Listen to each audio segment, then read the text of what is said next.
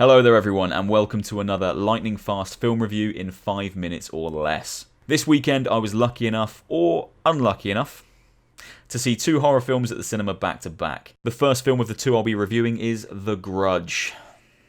Let's go.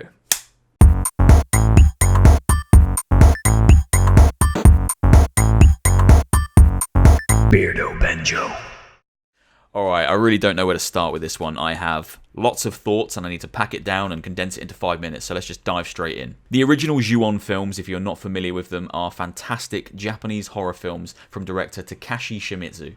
I've written his name down because I don't want to get it wrong. They are stunning films. Ju On and Ju On 2 are both fantastic. Ju On 2, more than any Japanese horror film I've ever seen, really stuck with me. It was one of the first films I saw that used imagery that wasn't there for the characters in the film, but was there for the characters, or the people, audience, watching the film.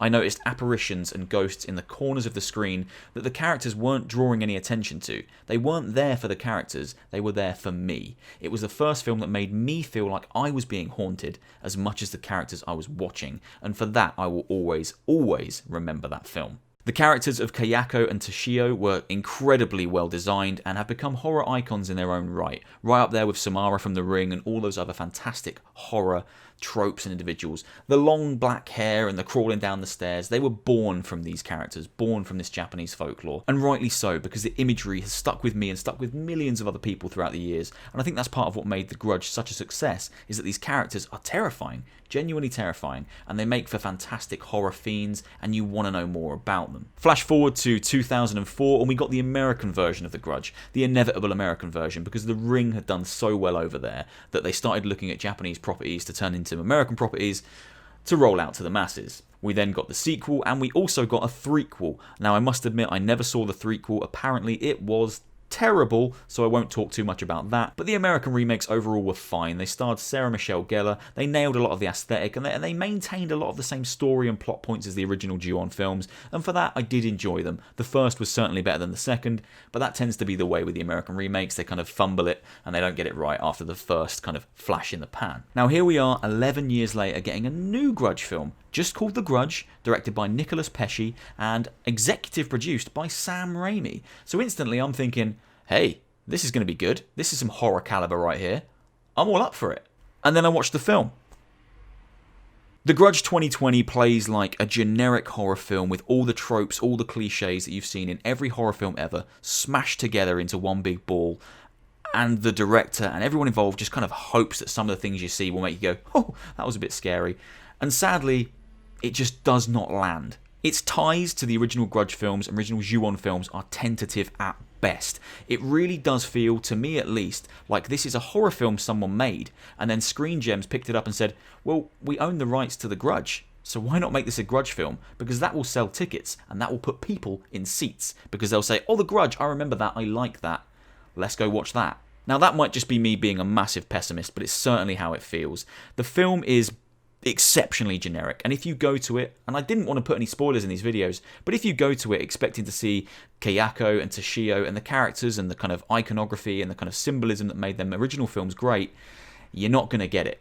It's not there. This is not that Grudge film. This is a new Grudge for a new era with a new set of ghosts, just following through the same repeated patterns that the original ghosts did, with far less personality and far less gusto. The only thing that really retains and kind of carries over from the original films is the noise, the Grudge noise, and I don't really know why. The original Grudge noise meant something in the original films.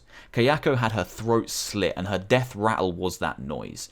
The same as Toshio, he had a really close bond with his cat, which his father also murdered, which is why the young boy makes the cat noises, the young boy ghost. In this film, characters and ghosts are making the Grudge noise, but they are not Kayako. She is not in this film, apart from a very short sequence at the very start. But she is not in this film, and the noise keeps cropping up. And I don't know why. It's there because, again, it sells tickets. People know that noise. It's a scary noise from the other Grudge films, so they think, let's chuck it in, and people will go, that's the Grudge. That's cool, I'm going to sit and watch it. It doesn't work. Thematically, it doesn't work. It's just something that was scary from the original Grudge films that they've shoehorned in, and it really sucks. I wish I could even say the film is scary, but it's not. There's hints of great kind of imagery and hints of creepy moments, but nothing lands. It all plays flat. And the actors and the people involved, there's some great caliber. Cho and Elise Rainier are both in this film, and they are massively underutilized. Elise Rainier comes off a little better as a kind of creepy, haunted, possessed almost old woman who kind of does have probably the film's creepiest moments, but still is given almost nothing to work with.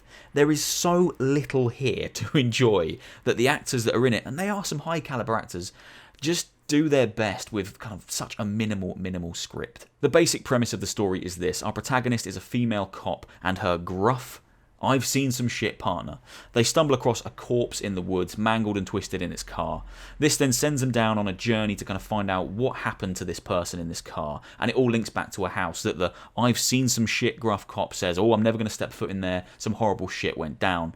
This in turn sends our female protagonist on a spiral to kind of investigate this stuff for no real reason. Now I say investigate, she doesn't do much investigating. She picks up the occasional file, looks at it, and then we get a flashback that kind of relates to a different point in time where another family or another set of people have been to this house and inevitably die. The entire film takes place like this. We get little bits in the present with the female cop doing her investigating, and then it will jump without much warning to a different point in time where you see a different set of people that are being affected by the same ghost and the same house. It's maddeningly dull and maddeningly confusing. One of the best examples of this film not being fleshed out is the fact that I completely forgot that the main protagonist had a son until the last 20 minutes of the film, because you're introduced to that character right at the start. She's there with her son playing out some horror tropes and horror cliches.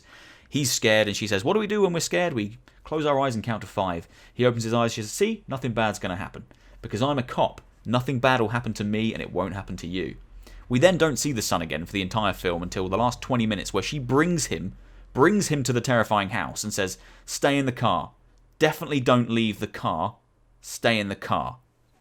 The fuck? The only moments that made me jump were the inevitable, oh, that was loud, I'm scared moments. And nothing else landed. Everything else felt cheap and just unwarranted, and it's such a shame to say, but it really did not feel like a Grudge film. I honestly mean it when I say it feels like they made a horror film, they made a generic horror film, and then used the rights to The Grudge to try and sell movie tickets. Because honestly, its links to the original films are almost not there. If you were looking forward to The Grudge, I'm really sorry to break your heart and tell you that it's garbage, but honestly for me, I can't give it any more than 1 beardo out of a possible 5 beardos, and even that is pretty generous. It genuinely was flat. It was just flat, and it relied too heavily on nostalgia without actually cashing in on anything that made the original films great.